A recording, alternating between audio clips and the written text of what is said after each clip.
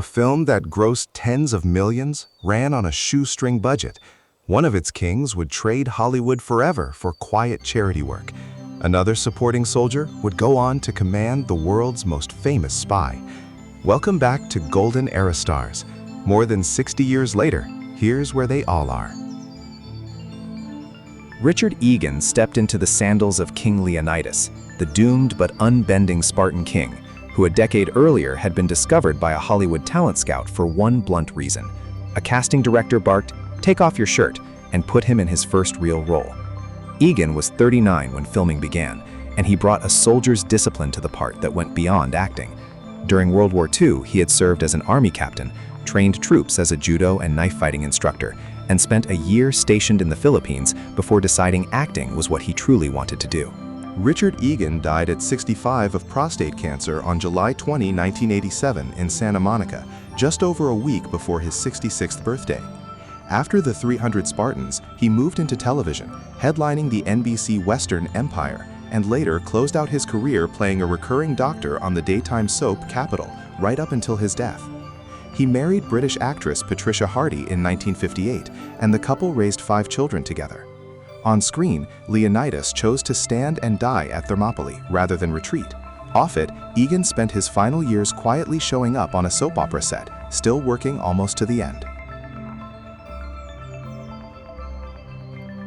Sir Ralph Richardson played Themistocles, the shrewd Athenian statesman who outmaneuvers friend and enemy alike, a role suited to an actor who spent his life delighting in being underestimated. Richardson was 57 when filming began, already one of the most decorated actors in Britain, having become the first of his generation to be knighted back in 1947. Off-set, he was known for an eccentricity that had nothing to do with the theater. He rode around London on a motorcycle with his pet parrot, Jose, tucked inside his leather jacket, and kept a ferret named Eddie that he bathed weekly in soap flakes. Ralph Richardson died at 80 of a stroke on October 10, 1983, in London. Born Ralph David Richardson, he continued at the top of British theatre and film after the 300 Spartans, later earning a posthumous Oscar nomination for Greystoke, released the year after his death. He was married twice, first to actress Muriel Hewitt until her death in 1942, then to actress Mariel Moo Forbes, with whom he had a son. On screen, Themistocles talked warring city-states into unity. Off it, Richardson was famous for encouraging journalists to drink heavily with him, all without ever loosening his own tongue.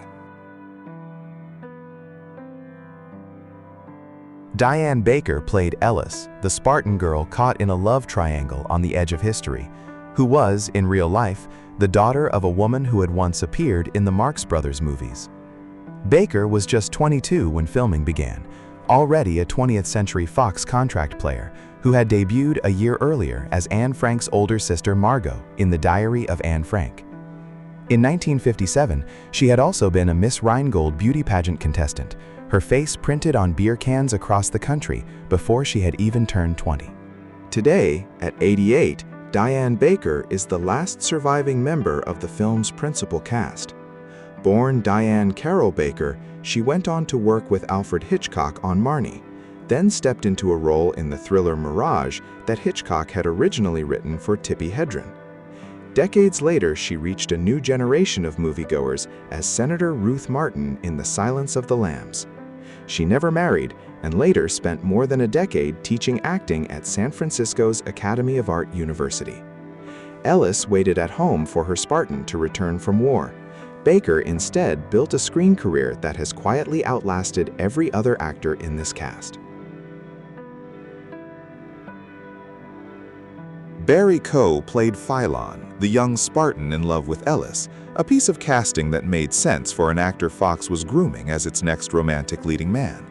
Coe was only 25 when filming began, still riding the fame from Peyton Place, where he had originated the role of Rodney Harrington years before Ryan O'Neal inherited it for television. He had been discovered as a college fraternity member on a trip to Palm Springs and signed to 20th Century Fox almost on the spot. Barry Coe died at 84 of the bone marrow disease myelodysplastic syndrome on July 16, 2019 in Palm Desert, California. Born Barry Clark Heacock, He lost his father in a car accident at age 5 and was later renamed after his stepfather. His film career faded by the late 1960s, but he found an unlikely second fame playing Mr. Goodwrench in National Auto Repair commercials through the 1970s and 80s. He was married to Norwegian former beauty queen Jorunn Kristiansen for 60 years until his death, and the couple raised 3 children. Philon fought to survive Thermopylae for the woman he loved. Ko survived Hollywood's fade-out by becoming the friendly face of a car parts commercial instead. David Farrar played the Persian king Xerxes, the arrogant would-be conqueror of Greece, who in his own prime had been a matinee idol so famous for his violet eyes that director Michael Powell built entire films around his gaze. Farrar was 52 when filming began, and The 300 Spartans turned out to be his final screen role. A decade earlier, at the height of his fame in Black Narcissus, he had been receiving as many as 800 fan letters a week. He had also once been offered a part by director John Huston, only for the role to go to Humphrey Bogart instead. David Farrar died at 87 on August 31, 1995, in KwaZulu-Natal, South Africa, 10 days after his birthday. He retired from acting the same year The 300 Spartans was released, walking away from film entirely at the peak of his recognition. He was married to Irene Elliott from 1929 until her death in 1976, after which he moved to South Africa to live with their daughter, Barbara. Xerxes believed the world was his to conquer. Farrar simply closed the door on Hollywood and spent his last 2 decades living quietly, half a world away, near family instead of fame. Donald Houston played Hydarnes, commander of the Persian immortals, a world away from the Welsh coal mines where he had worked before deciding to become an actor. Houston was 37 when filming began, already a star from his 1949 breakthrough in The Blue Lagoon.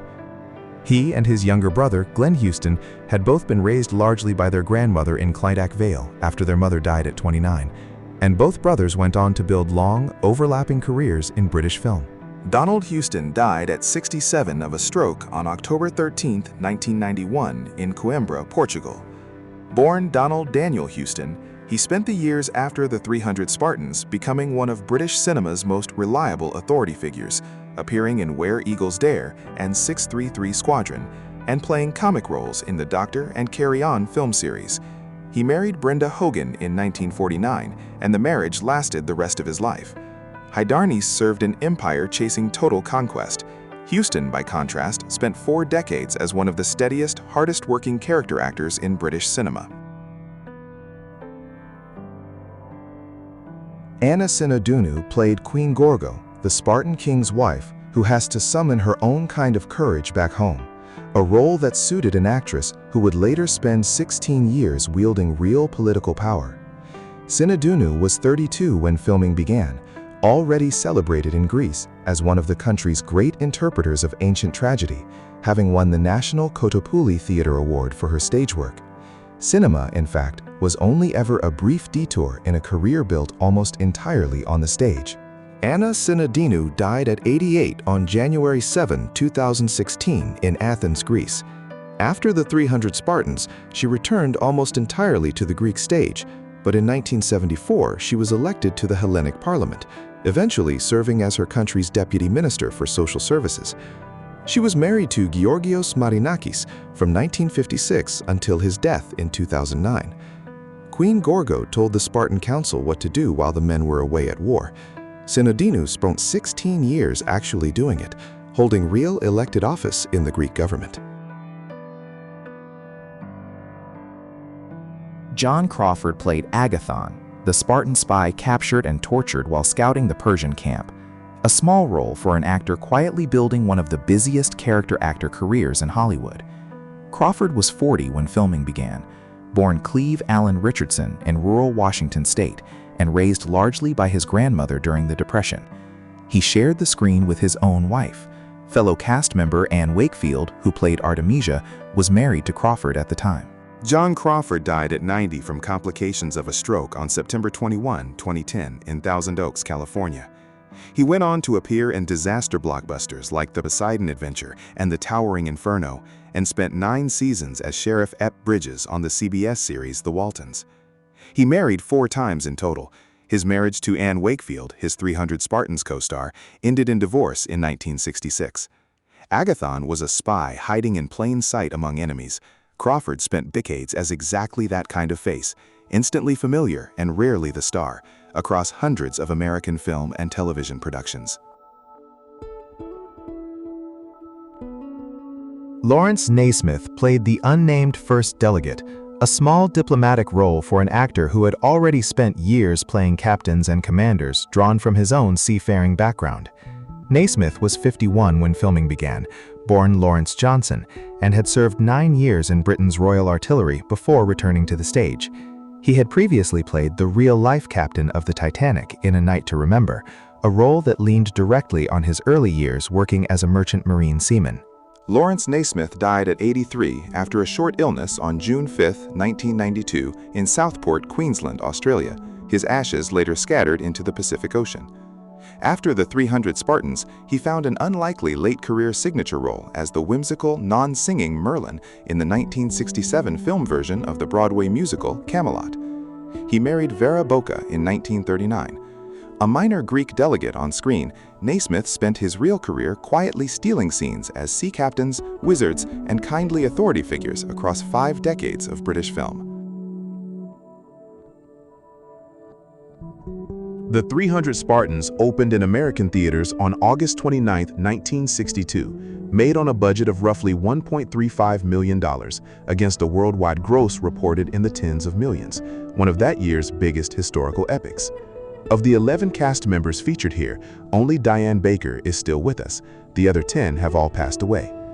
The Spartans at Thermopylae chose to stand together against impossible odds, and more than 60 years later, this cast's own stories turned out to be every bit as varied and just as human.